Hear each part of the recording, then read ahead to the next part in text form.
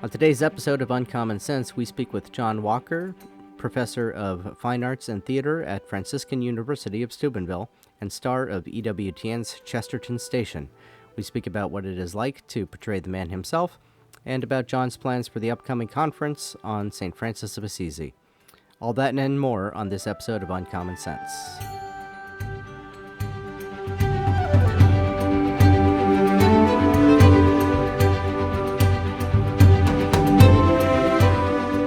And hello and welcome, listeners and viewers. We are here with John Walker, the star of EWTN's Chesterton Station. You may have seen John on your television dressed up as GKC himself. John, welcome to the program. Nice to be here, Joe. Thank you. And I am joined today with Gretelyn Darkey, the longtime host of Uncommon Sense. Hi, Gretelyn. Hi there, Joe. Great to be here. And I am Joe Grabowski. I'm the Vice President for Mission and Evangelization here at the Society of Gilbert Keith Chesterton. And today we're going to be speaking with John about his upcoming appearance at the Chesterton Conference in the summer, where the theme is going to be on Chesterton's book, St. Francis of Assisi, on the 100th anniversary of the publication of that. And of course, for John, I imagine this book kind of has a special connection since you are a professor at Franciscan University. So maybe speak about your experience of this book, your familiarity with it, and with Chesterton's devotion to the great saint. Sure, in a couple sentences. Well, I'm not mocking the question as much as I'm mocking the overwhelming amount of encounter that I've had with both of these topics.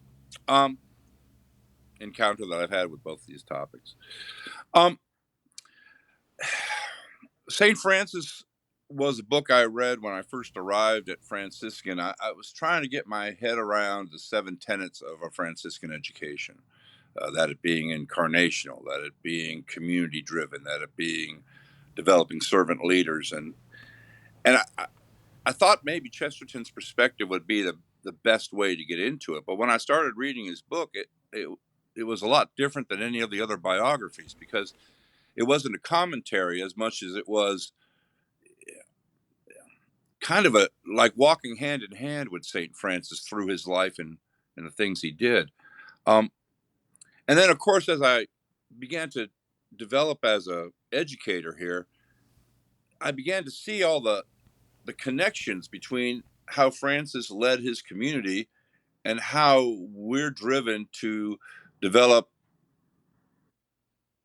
joyful apostles to step out into the world after they graduate.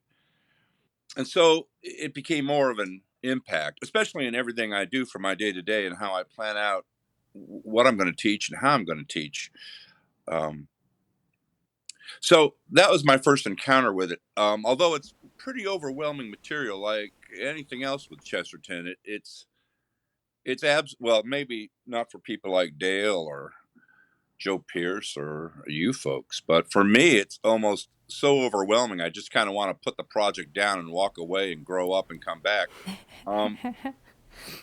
But what I'm really looking forward to with this one is trying to unpack what Chesterton's saying in a way that Chesterton would say it, and to also have him focus in on the elements of the story that are relevant today. I mean, we're all on a metanoia. We're all on a pilgrimage. We're all on a journey to transform our lives. And Francis was singing about that as a poet, as a minstrel, to everywhere he went. I mean, what did he say?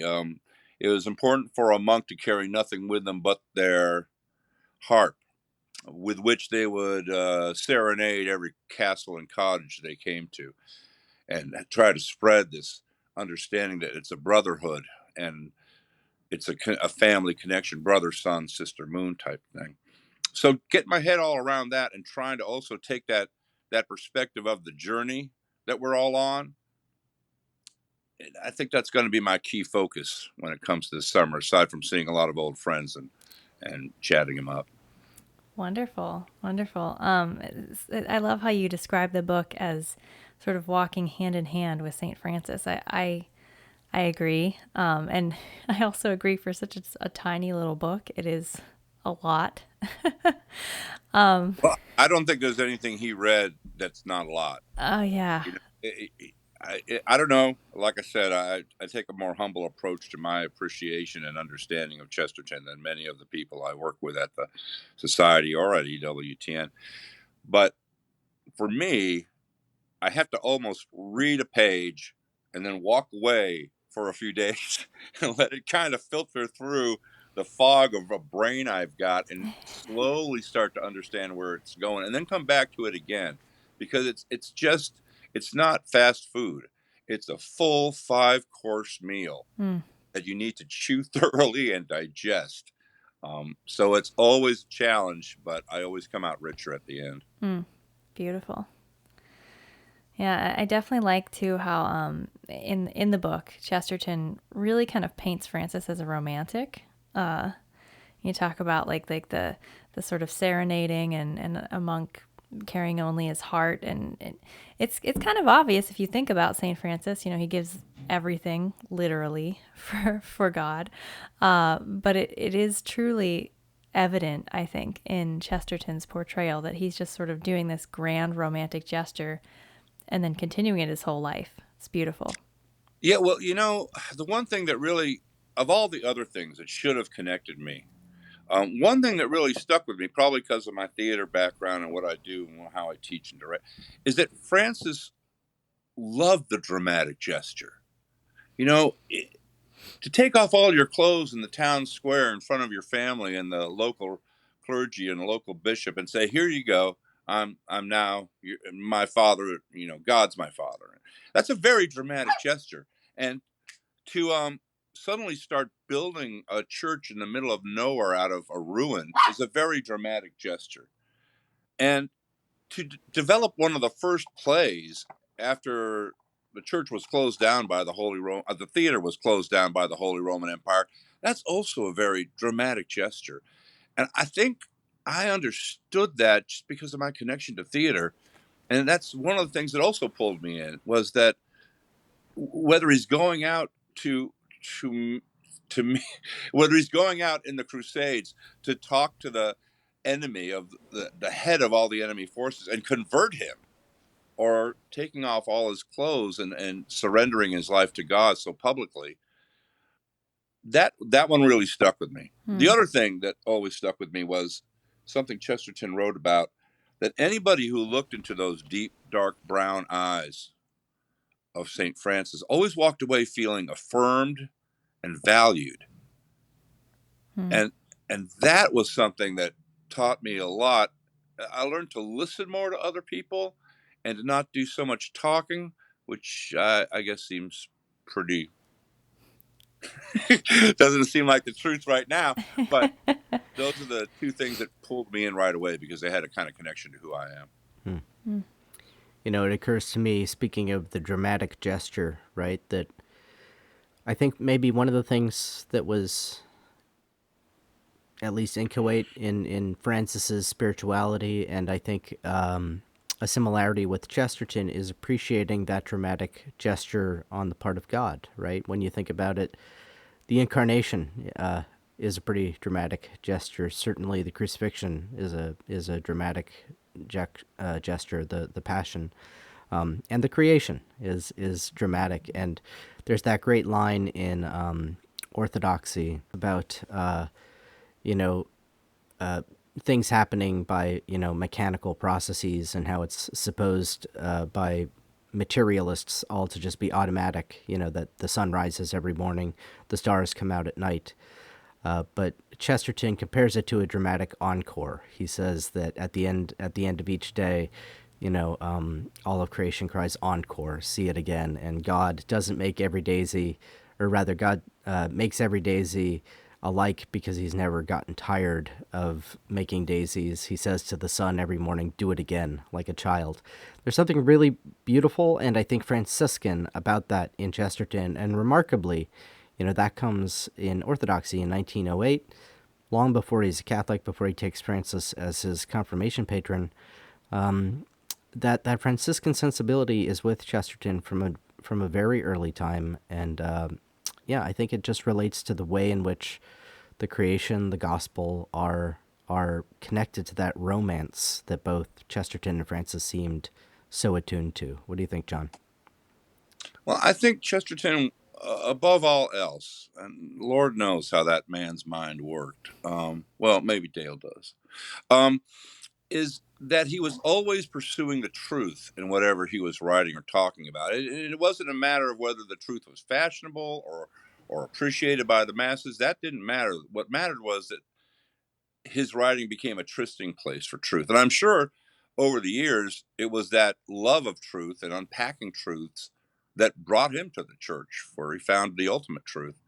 Um, so I'm not surprised that he was led to this point from orthodoxy on until writing this book after just after I think he entered the church.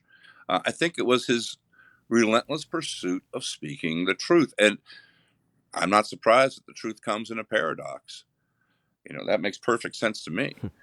Um, it's a great tie-in because I tell the students, they come in to do theater and they all they have is the musical theater background of high school, and I say, you guys got to understand, you're made in his image, which means you have it hardwired in your DNA to create, and you're doing it on a sub level. Granted, you're creating a little world where these characters move and walk and talk. You take the word, make it flesh by taking the words off the script, but this is a sacred vocation because it's an imitation of God, and that truth always seems to wake them up and kind of snap their head around.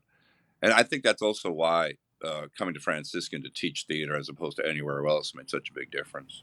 It's more than just guys and dolls, huh? Yeah, or cats or something. Yeah, gosh, that's really beautiful. Do you find that your students can like understand that and it sort of changes them? What do you see in your students? Absolutely. I mean, Franciscan's a very different atmosphere to begin with. Mm-hmm. The students are there. Every one of them knows that there's something more important in life than them, which is kind of rare anywhere else. Um, so they grasp that right away. And what that does is it suddenly instills in them an understanding that what we're doing is more important than us, not about us. And that if our theater or if our art is good, as it should be, it's imitating Jesus, and that it introduces beauty into the life of an audience, which then speaks the truth to them about something internal about them, what they see in the characters through empathy or whatnot. And that sends them off to live the good because of what they came to understand, which could be a more direct imitation of Christ. Because when Christ encountered people, he stop burying your father, stop mending your nets. Literally, I contacted them, impacted them with beauty, changed their name, changed their identity. That's about as big as speaking to your heart of truth, and then sent them on their way afterwards. So, in a way, it ties in what we do in theater to be of much more import than just putting on a play. It has to do with our faith and changing society through art, and I think that connects with them pretty deeply. Beautiful. Yeah, theater is just such a through line in Chesterton that speaking with you, John, just makes me remember. There's that earliest image of the man with the golden key from his father's toy theater, and then Chesterton's Sure. love of the toy theater throughout his life. That that And that imaginative that force in him is constantly there. Yeah. What about that? isn't that like sort of a sub level of God, this little toy world that you're peopling with stories? That's when I first started reading Chesterton, I had this hope that I'd be able to do this one man show and maybe at some podunk parish once in my life to get back on stage because I missed it. And then I said, well, I'll just read everything he wrote. And I started reading, and I realized I was way over my head. And I had no clue pretty much where to go in this library of thought. But when I got to that love of theater, suddenly I found a door that I could get in, that I could fit in, where I was able to say, okay, now I get that. I understand that. I understand the sunrise being an encore. I understand how the world is a stage and the divine creator is writing the script that we're supposed to play our role in without questioning his direction. It all suddenly started to make sense. And I think Chesterton always loved the theater, whether he was sitting in an audience at George Bernard Shaw's play, breaking the arms off the chair and laughing at it in all the wrong moments, or whether he was sitting in on rehearsals. Because, after he wrote Magic, he had to go into that theater a few times at least, watch what they were doing and seeing that being created. So I think he's very theatrical as well. I don't think he made the choice to be theatrical in his outfits. I think that was just Francis trying to keep him dressed. But I think he maintained a sense of that dramatic and understanding the human drama, the salvation drama of the soul, which happens everywhere, every day. It's funny. I'm reading Maisie Ward's biography of Chesterton, which is just lovely, for the first time. And I got to the part where George Bernard Shaw keeps begging him to write a play, and there's this strange reluctance. And it's funny because Chesterton has said himself many times, writing was the easiest thing in the world. It was, it was great. It was his easy profession, but he almost had this strange reluctance to try writing a play, and it almost speaks of like a reverence of the theatrical arts in a very interesting and beautiful way. And I don't know, I never kind of thought of that until I read this biography, and it's a very interesting thing to see him reluctant to do some writing. Yeah, I think there's a couple things in there. I think definitely a sense of reverence for the art form, maybe a busy schedule. But I think also, along with everything else, there was a sense of just driving Bernard Shaw crazy by saying no, knowing that he could probably do it if he sat down, knowing that Shaw was so determined to have him do it. He was threatening of stealing his wife, but that Chesterton would turn around and go, I don't think so. I'm going to have lunch. And that would just drive Shaw out of his mind. And I think with their constant kind of beloved enemy feuding, that there may have been some of that in there too. I don't know. I think that would be on point for Chesterton's character.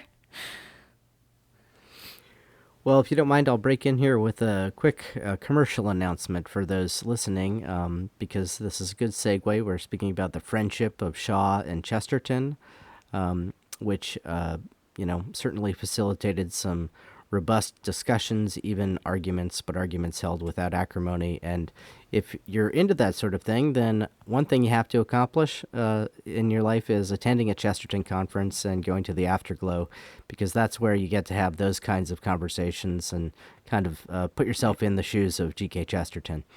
We are currently in the early bird sales period for the conference, so there are savings available, additional savings for members if you use the coupon code in your member dashboard at the website. To register for the conference today, go to chesterton.org/conference, and hopefully you will join us in Minneapolis at the end of July this year. That's chesterton.org/conference. And there you can meet myself, you can meet Gretelyn, you can meet John, you can meet a whole host of wonderful Chestertonians who will be very excited to continue the discussion we're having today about Chesterton and St. Francis. John, if I'm not mistaken, last year was your first Chesterton conference experience. What did you think about that? Well, it was, I think, the second, but it was my first stepping up as GK. The first one I went to was in Illinois, and that was great because I had nothing to do. I could walk around and talk to anybody I wanted to. I had no responsibilities. I was just going through the world. And then we had some amazing speakers. Crystal Downing's talk on Dorothy Sayers was one of the really impactful one that summer. But then last summer I showed up, and apparently I had to perform as Chesterton, which was a little daunting because my introduction was by Chuck Charlberg. And there's a whole slew of people who didn't have any idea who I was or why I was. So that put a little more stress into that conference. Although I got to see a lot of wonderful people, hear a lot of wonderful talks, and that would always distract me from that. But then eventually came the time when I was standing in a little room with a big old suit on and smoking a cigar and thinking, okay, well, here we go. So I think this year will be a lot nicer in the fact that I've done it now once. I mean, I've been doing it on EWTN all the time, but we're on camera, and that's you can stop and you can cut, and you can go back. Doing it live is a totally different thing, but I have to prepare for that because I'm doing a national tour of Chesterton's one man show in 2024. So the conferences are a good warmer upper for that. Hmm. But what I loved best was the community. Sure, the talks are great, the meals are good, um, but the community that you bump into just by happenstance of going down into the bar afterwards, where everyone's maybe having a cocktail or a cup of coffee, and just meeting new people and listening to their insights and their input. And then eventually, you go find Joseph Pierce, and then you just sit there for a few hours and talk. Yeah. So I'm looking forward to it, but I always get a little nervous because I feel like I'm among some pretty serious scholars, and I'm pretty much still a hayseed. So No, I've always felt it's easiest and best to go to the conference with a spirit of the pupil and just see what other people have to say. yeah, that I mean, it turned out to be a lot easier, especially with Chuck there. The Chuck gave my introduction meant the world to me because I wouldn't even be doing this. I wouldn't even be playing Chesterton, probably not even on EWTN, if Dale and Chuck had not laid down a foundation. I often say they paved a road that I later got to walk on. And they paved it by hand with blood, sweat, and tears for almost 15 years. So it's not like they just sort of threw the idea out there. They built a house, foundation and all, that I get to spend some time in. So it was great that Chuck did the intro because I felt I owed so much to him, and it's very hard to articulate that when you only see each other once or twice a year. So that was a powerful moment. Yes, it was. Well, I remember the photo op session after your talk. Oh, the baby. Yes, I had my then she was 1 year old, and yeah, she really liked you. She thought you were cool. And after that photo op session, we took a nice picture with John as Chesterton. And after that session, every time we'd pass the picture of Chesterton, she'd wave at it like, we're friends now, right? Oh. The look in her eyes was just, you know, I'm doing all this stuff. I'm all caught up in my thing, and I'm playing GK, and I'm trying to improv through photo sessions, and I'm not really paying attention too much to what's going on. And I looked down at this baby's face. I looked in those eyes, and the whole world stopped. I realized how everything stopped, and what became the most important was the look on her face.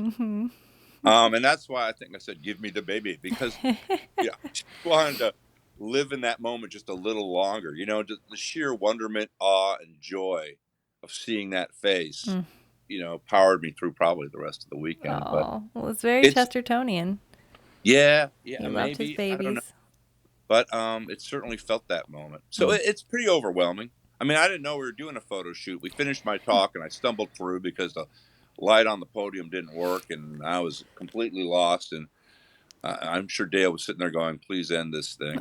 And then it ended, and I said, "Okay, I'm out. I'm done. I'm going up to my room, and I'm going to put my head under the pillow and never do this again."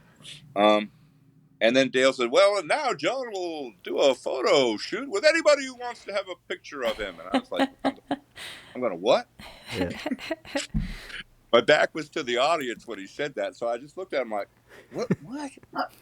And then I turned around and smiled and go, "Yes, of course." So I had no idea what was going to happen, though. But that was the high point, was that kid. Well, that's wonderful. Thank you. I think a lot of people really enjoyed that. It was a long line, and Yeah, it was. I was surprised. Yeah, They had nothing to do, though. We weren't serving food. Yeah. So they just had a lot. One of the coolest things, though, I came in puffing the cigar because I wanted the audience members to see this big physicality of a man with this huge coat and this big hat and this cigar smoke kind of coming up behind my head as I walked. I thought that'd be a real telling image. And I remember when I was coming in, before I started working on my little paper stunt, I heard somebody lean over to their friend and say, oh my gosh, that is Chesterton. Now, they hadn't heard me speak yet. So, they hadn't seen me do anything but walk, and apparently I can walk and chew gum. So, but that was, I don't know, it was such an out of body experience Mm. to be there and do that. Well, it's, I think kind of the quintessence of theater, right? And speaking about a child appreciating, a figure dressed up, I think of my nieces and nephews when they were little and went to Disney and met, these characters, the princesses and so forth, who for them were real. They were the real thing. Or just think of a child on Santa's lap at the mall.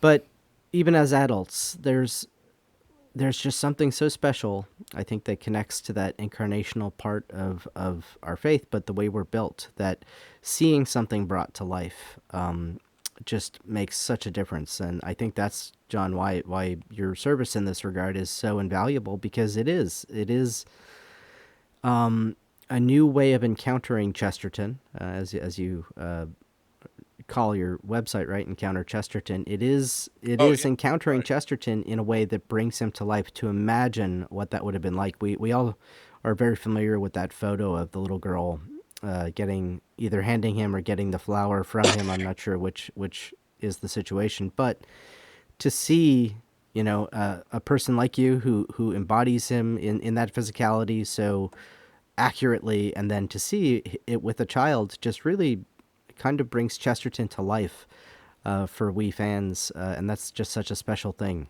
to experience. Mm.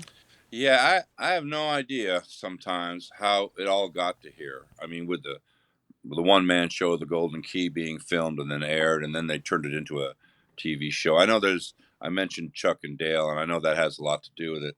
But now the conferences. Um, I, Whenever I think about it, I can't I can't think, oh, well, I planned this out. I worked on this and I figured it out and then I went and did it. I feel like I was led, that just, Chesterton was sitting around laughing and talking to God. And then all of a sudden he said, oh, this will be funny. Let's do this. And I just feel like I'm inspired and led every time when I'm writing a script for the show.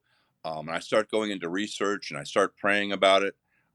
Things start popping up and happening that you just can't plan on, and I know that it was outside of my knowledge base to even understand. So I don't know how long it's going to last. I don't know how long it's supposed to last. But for right now, I feel like it's one thing that I can do with my abilities. It's mission fit, and also is just bringing people to Christ through Chesterton, and that's all it's really about. Mm. It's not about whether I'm a good actor or not, but the fact that anybody might go back to read something that might bring them closer to Christ on their journey, on their metanoia, through anything that I happen to have a part of, whether it's a show or whether it's a conference line, then that's it. There's nothing else really more valuable than that. That's what it's all about. And Mm. that, I don't know, that always amazes me, that to come back and say, I get to do this. It's beautiful, isn't it? How when you can open yourself up to the Holy Spirit, God really does some crazy things in your life. Yeah, well, we all have gifts, and whether that gift is painting the Sistine Chapel or organizing a schedule where everybody gets their lunch, their food, their diapers, their soccer games, and comes back for dinner.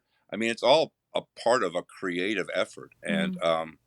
and once you surrender to letting God be your playwright and your director, and you accept the role He's given to you, and then when I say surrender, I used to tell my students, surrender is when you're out on the edge of a limb, but what it really is when you jump off the limb. Mm. That He will use those gifts, and it shouldn't be a surprise to us. We talk about this stuff all the time, but it's true. It happens. He will use those gifts in a way to help others and bring others to Him, because that's what the whole journey is about. Mm. Beautiful. All right. Well, by way of wrapping it up, John, any final words of wisdom for our audience? I think you have a I'm unique sorry. perspective. My name and words of wisdom in the same sentence, pretty much.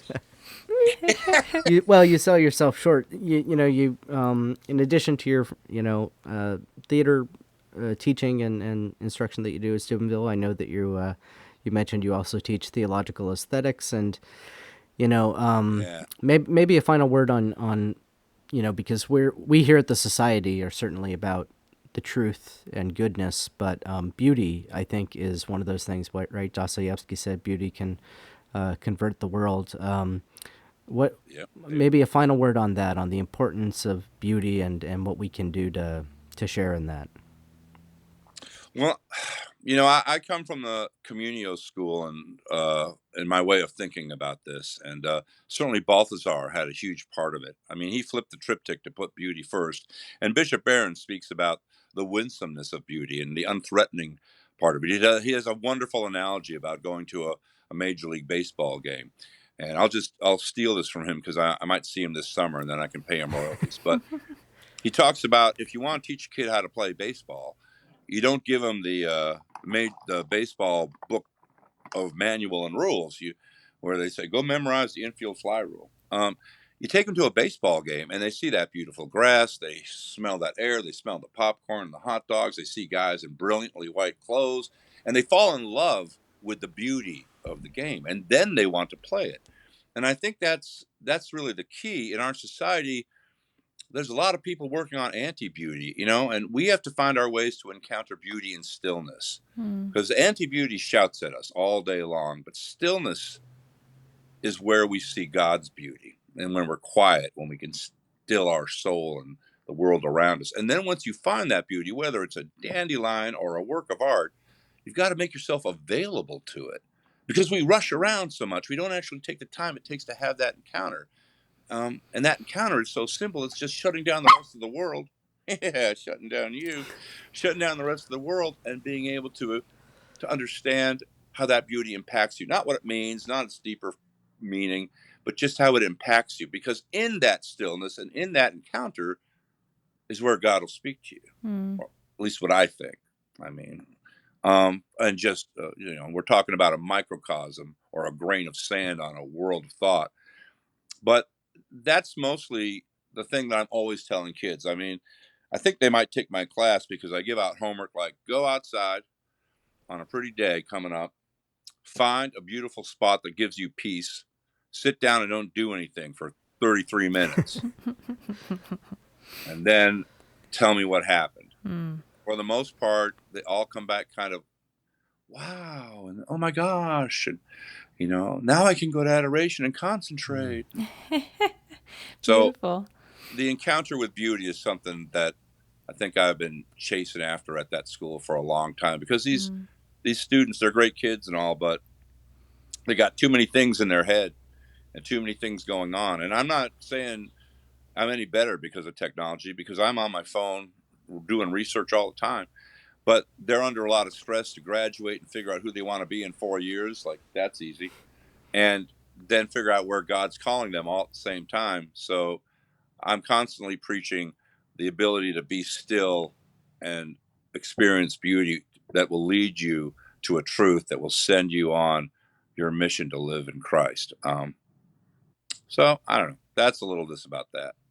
Wonderful. Thank you. You're welcome.